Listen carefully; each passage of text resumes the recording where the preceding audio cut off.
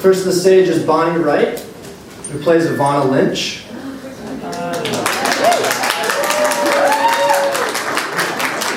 Next is Katie Leung, who plays Cho Chang. Followed by Matt Lewis, who plays Neville Longbottom. And of course, Rupert Grint, who plays Ron Weasley. Last but not least, the lovely Evanna Lynch, who plays Lovegood. So we've got a couple roaming mics here, so if you wouldn't mind, before we kick off the Q&A, if you wouldn't mind raising your hand if you have a question, we'll find you, we'll get you a mic, and then we can kick it off from there. All right? So, first question. Too busy. In the back. Hi, how are you tonight, guys? Thanks for your time. So, first of all, I write for J14 magazine, which is geared towards teenagers, and they're very passionate about Harry Potter, of course. So how do you feel about that and being such an inspiration for young people everywhere, recreating these characters? Yeah, I guess I'll start.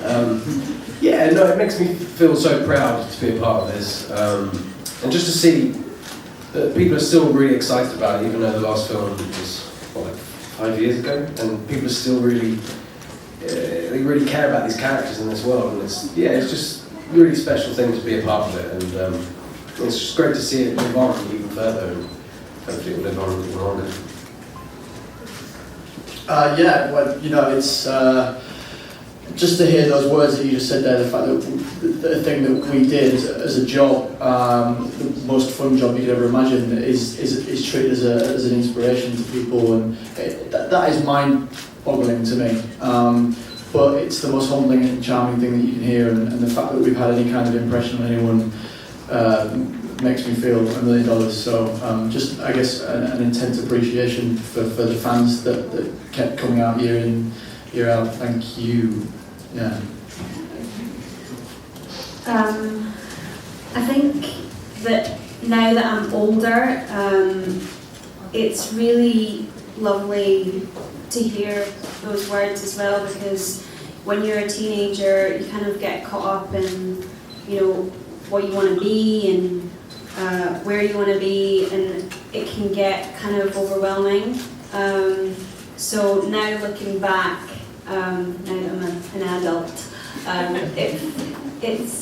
it's nice to hear that teenagers are still into Harry Potter and it's affecting their lives, and they're being inspired through reading and through watching these movies as well. So yeah, it's something to be kind of really proud of. Yeah, I think for all of us, I think it took us a while to separate ourselves from the experience. Like when we were filming them in a good way, we were very much in our own bubble of creating what we were creating, which I think was also great because we could just be present to that rather than thinking we're doing this for the outcome of it, or we're doing this because we want to know what people think about it. We were just doing it because this is what we were doing and it was experience and it was enjoyable. But that did mean that sometimes you never gain much perspective on it. So having finished the series and being able to distance it and sort of see it as one thing and one experience has been quite incredible, to sort of re-establish what it means to us and re-establish individually what it means to us, because we were all doing it together, and it was all obviously, which was amazing because you're experiencing it and you weren't alone. But what's been quite nice is now to work out what my opinion of it was and how it affected me personally, and not how it affected us as a thing. So that's interesting. I like that we're seeing, we meet kids that they weren't even alive when we were making the movies, because it's nice to just see it handed down to people. And because when we were making movies and the books were coming out, it was exciting because a lot of it was that you didn't know, and there was the surprise element to it. And it's just nice to see people embracing it, who it wasn't necessarily what they grew up with, but it's helping them through it. And because I sometimes I see young people on social media. I'm going to sound so old, but I see them with the Instagram and the Snapchat, and it sometimes makes me sad that they're all just looking at themselves. And it's nice that they have the books to look at, and because all the characters in them are a little bit odd, they're a little bit different, and there's so many in each of the characters, there's kind of a hero for someone who's going through something, rather than looking at, you know, perfect people on social media and being obsessed with that. I think it's much more healthy to be obsessed with a book and that world that J.K. Rowling created that is so full of diversity and strangeness. Hi, it's the first time at this particular event for a couple of you guys, so I wanted to know what you thought about having an entire weekend devoted to celebrating Harry Potter here at Universal Studios, and if you've gotten to take a tour of the park, what do you think of the Wizarding World? For me, it's very surreal always coming back here, because I think it's been out of my life for such a long time, and suddenly I'm at Hogwarts, and it's quite overwhelming. But it's great, I love it here, it brings back so many great memories, and I think the new expansion of the park is incredible, and they've done such an amazing job such an authentic job of recreating that world, and yeah, it's great. Sorry, I forgot the other part of the question. The celebration weekend, being a part of it for the first time, what do you think of it? Yeah, really good. Yeah, I love that. Yeah, Lord, so So a lot of the expo is based around Pottermore. Have any of you been sorted? And if so, which houses? And if not, which houses would you expect to be sorted into? We've all just been like subjected to it, it's forced upon us, and people watching us as we do it. So there's a lot of pressure. I'm Gryffindor again, because I did the quiz first time around. But I almost didn't do it because I was like, I don't want my Gryffindorness taken away. And then I thought a Gryffindor wouldn't be afraid of that. Yeah, I did it, and I got Hufflepuff. I kind of want to recount. I don't think it's really right.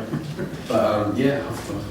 I haven't done it yet. I have no idea. I think, am I allowed to do it at some point? Oh yeah, I love it. Yeah, okay, yeah. I just did it and I got Gryffindor, so I was really proud. I haven't done it yet, but I think I'd like to see something into Ravenclaw.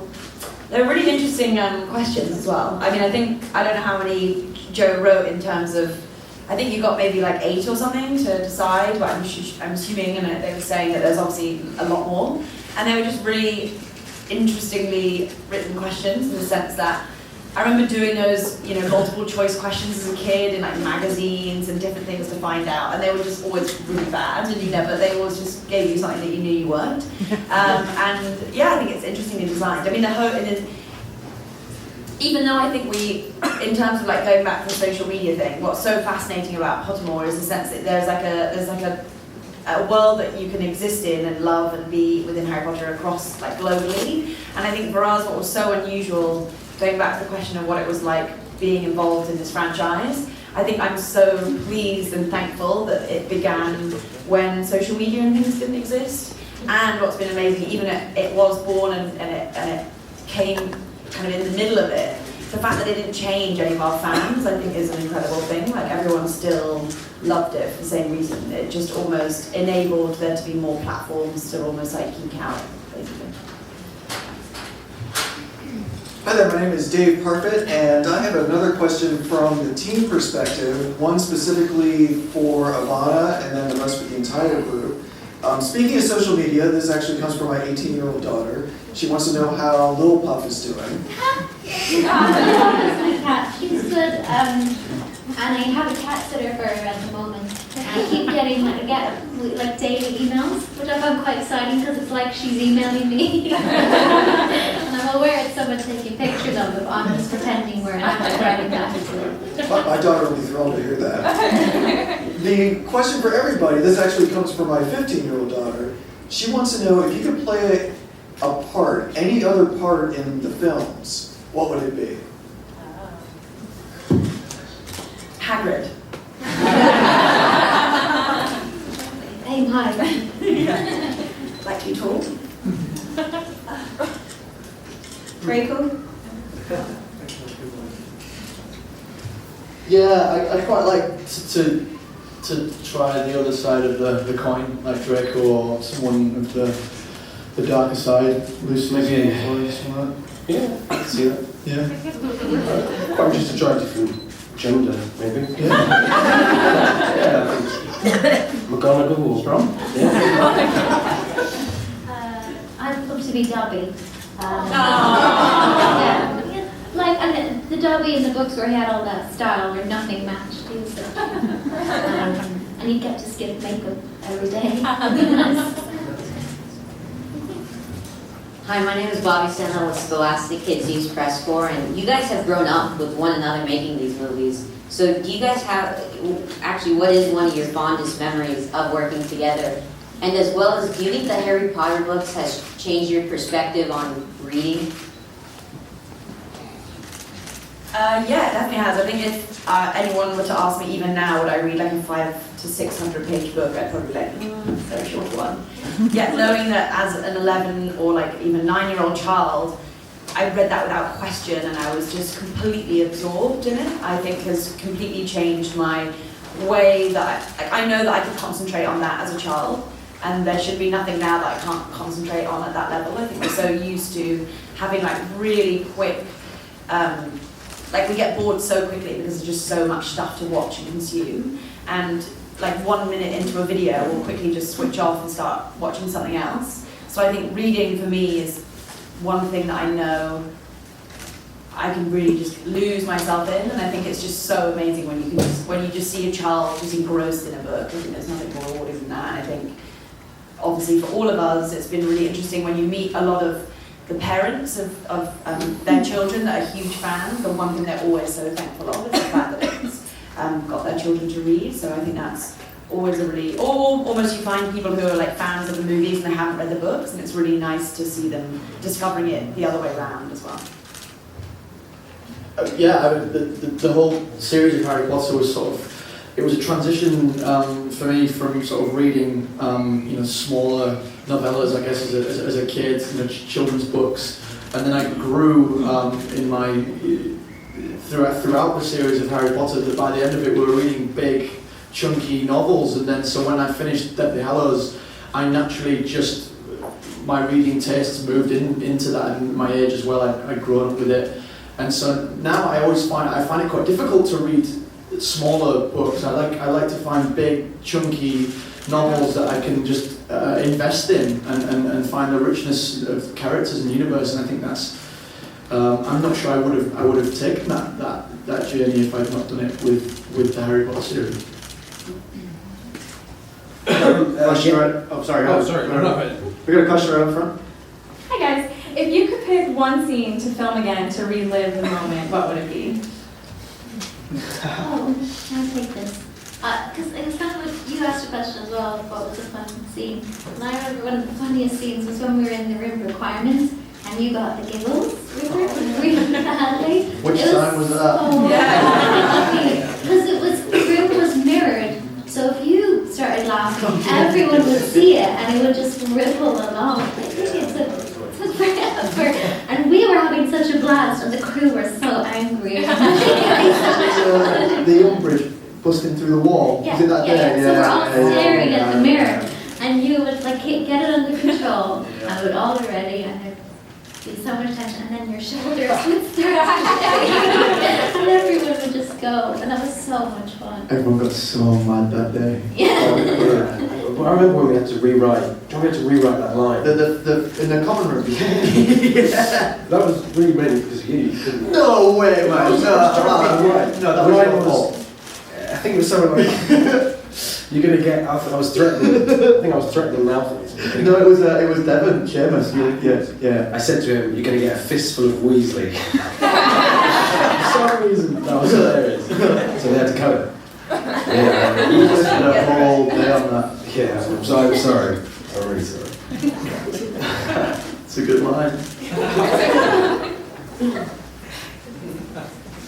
Hey you guys, I'm Allison Walker with the local news station here. We're just inside the expo, the studio tour, so we got to look at your wigs, your makeup and all that authentic stuff. So is there something that y'all have at home that's something from the set or just a memento that's cooler than anything that we'll ever get to, put our hands on?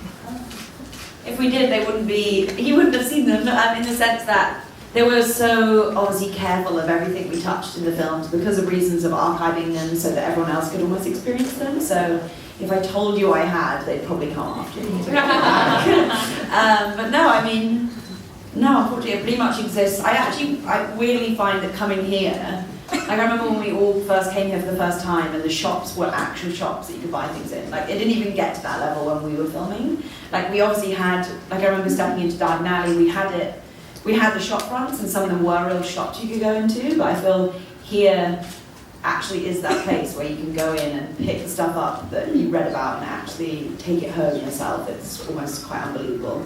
I don't know, anyone has anything?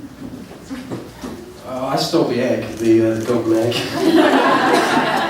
only had it in my possession for about 13 hours and some Warner Brothers requested they wanted it back because it was worth $10,000. How did they know you knew? Because I was holding it and I was carrying it. Originally In the hotel, yeah. It wasn't just, it was James Oliver as well. You got the number from... Oh yes, I did. I got away with that as well. Yeah. I took the number off Private Drive, number 4. So I still have that, which is quite a nice thing. But yeah, they were quite strict. I mean, you couldn't really steal anything, could you? Well, I nicked a spoon. Which was like a rebellious thing that I did. And it was like, it was during the ball actually, when we had, like really fancy crockery, cutlery. And I nicked it. I don't know why. I just thought, I think it was just like, take something. Yeah, I got a spoon, so lame. Yeah. We used to like check in our wands, they used to like count them and then count them out, like as you even have like a moment break or lunch or anything.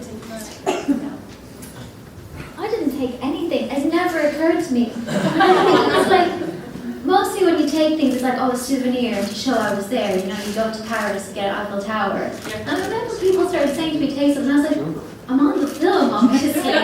Here's a DVD. Now I regret all of those because you want. Yeah. So now I wish I had. Hi guys, over here. Hi guys. One second. We've got a young lady right here. No problem. Hi guys, I'm just wondering if you could tell me what you guys are most looking forward to in Fantastic Beasts and Where to Find Them and Cursed Child, both coming out this year.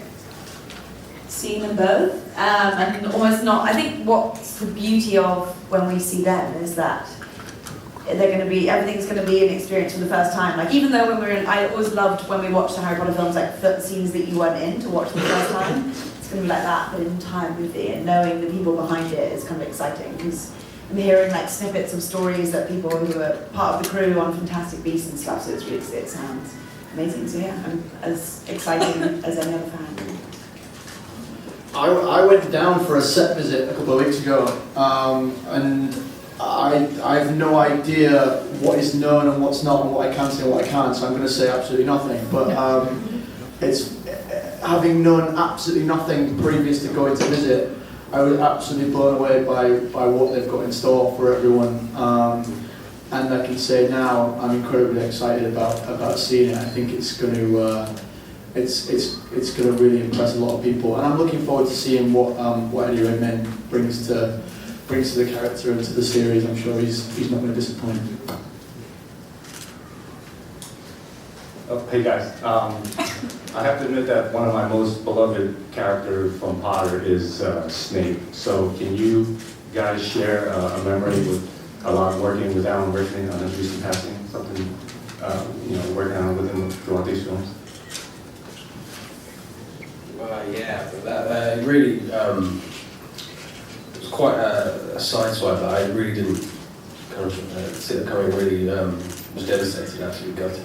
He was such an amazing man, and yeah, there was so many memories of him on set. I remember once in one of the early films, I drew a picture of him in a potions class, and it wasn't the most flattering portrait, and I can remember feeling him breathing down my neck as he was watching me do it. I was absolutely terrified, but he was really cool about it, and he kept it, and he was just the sweetest guy, very special, very sad to see him go. Yeah, I mean, Rupert nailed it really.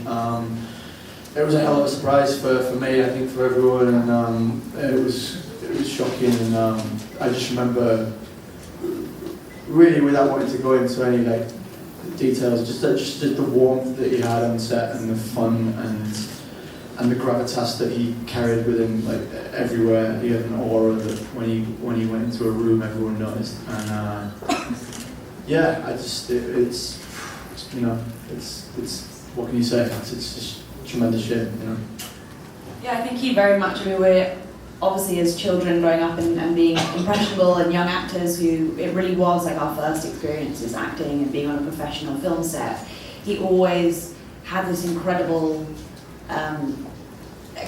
quality of keeping within Snape, like he was Snape the minute that he like got out of the car in the morning, which is obviously incredibly chilling to experience as a child, but I think as a child you have this real high sense of energy and you lose concentration really quickly. So having someone like that who almost was really professional and really a trained actor was a very interesting thing to experience as a child that I'm really thankful for, and I think all of us across not only Alan but so many other actors within that sense, it inspired us to have that professionalism, which sometimes we could get carried away. I think that's true, like professionalism and also like a childlike quality and totally believing the story. Because I certainly found that like some adult actors you meet, they won't, when you say it's a children's book, they won't take it as seriously. They won't think it's a serious dramatic role. And it was such a I think it was such a privilege that he did that for Snape. Like he totally gave everything to it and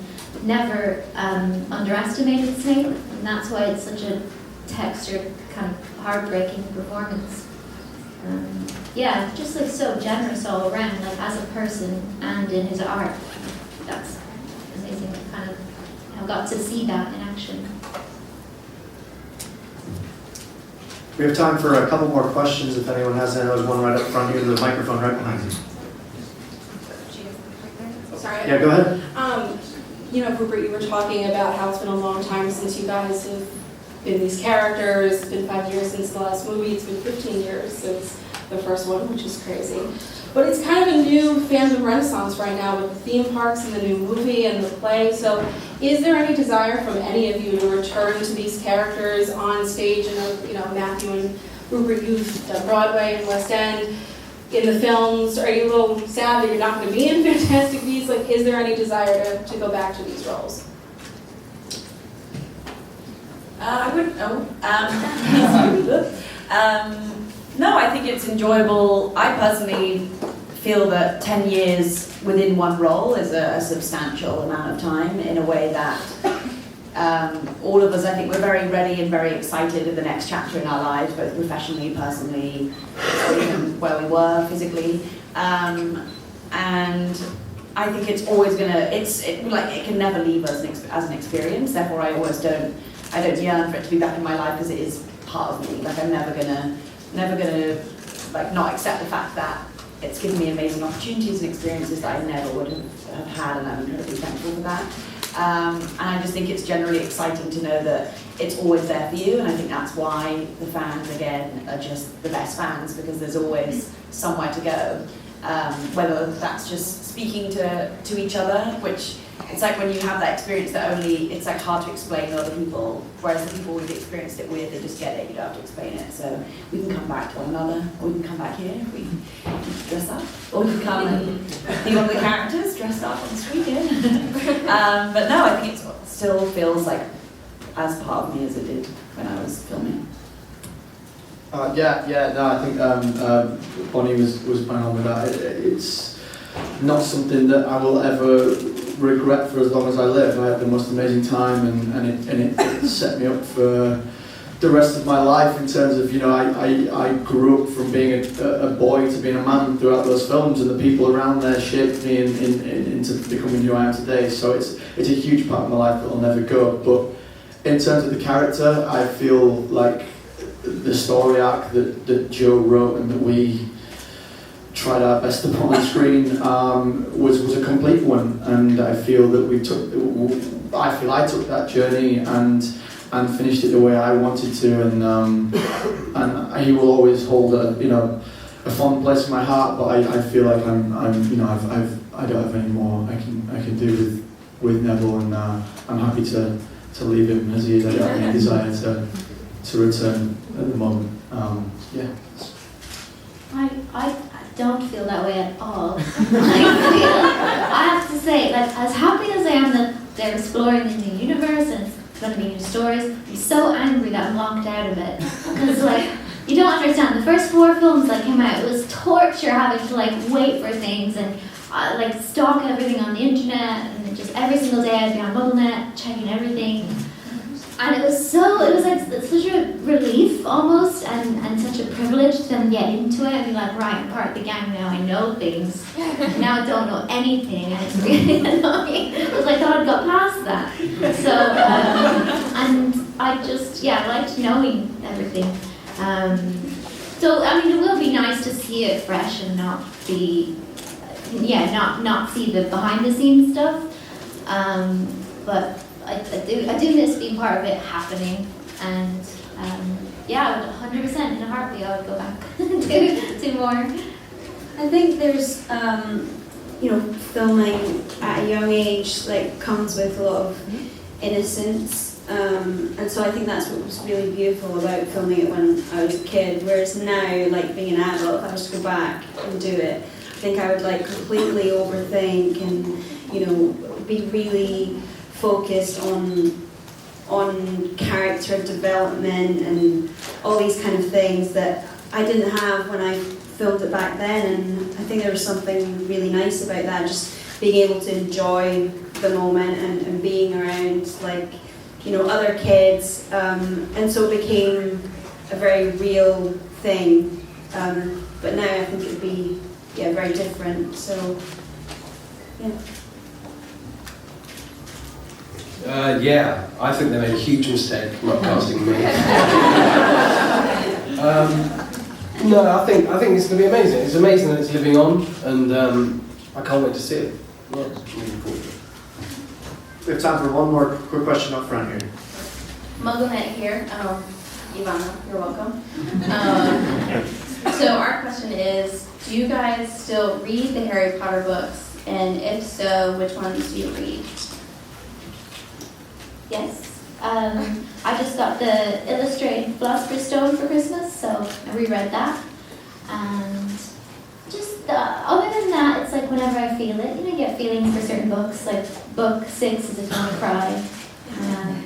Book 4 is if you want like adventure. Just don't read the end where you cry again. Don't read book 7 either. No. But yeah, I loved that they're reviving them. I really hope they do more of those illustrations. It's beautiful. And I think, actually Harry Potter was the book that made me transition from picture books to just storybooks. Because up till then it was like, why would I read a book without pictures? And I think I would have loved to have illustrated editions back then. It would have made it more cool. No, I haven't read them in ages. I mean, I love them. They were such a huge part of my life. But I think I've closed that book now. That's it. I haven't read the book since they came out. I don't think I've ever read a book twice in my life, so I read them all once. I did go back and watch, I tried to watch the first film a couple of months ago. My intention was to watch all of them, and then I got into the first one, and then my big stupid face came on the screen, and I was like, time out, I'm done. And so I didn't get any further than that, so I haven't even seen the film since they came out either. Oh, it's terrible. I read the first book again, I wouldn't say recently, but I think that was the last one I read. And it's so difficult getting through a book, I find anyway. And I was saying to Evanna just yesterday, I think I've started about 40 books and not finished them. And it's great because with Harry Potter you can all, especially the first book, you just can't put it down. So I feel better about myself when I do finish it. Yeah. No, I haven't read them recently. I think I'm quite excited the idea of it'd be quite fun reading to like a friend's kid or a relative or something. I think it would be really enjoyable reading it to someone who was experiencing it for the first time and to sort of live through their experience.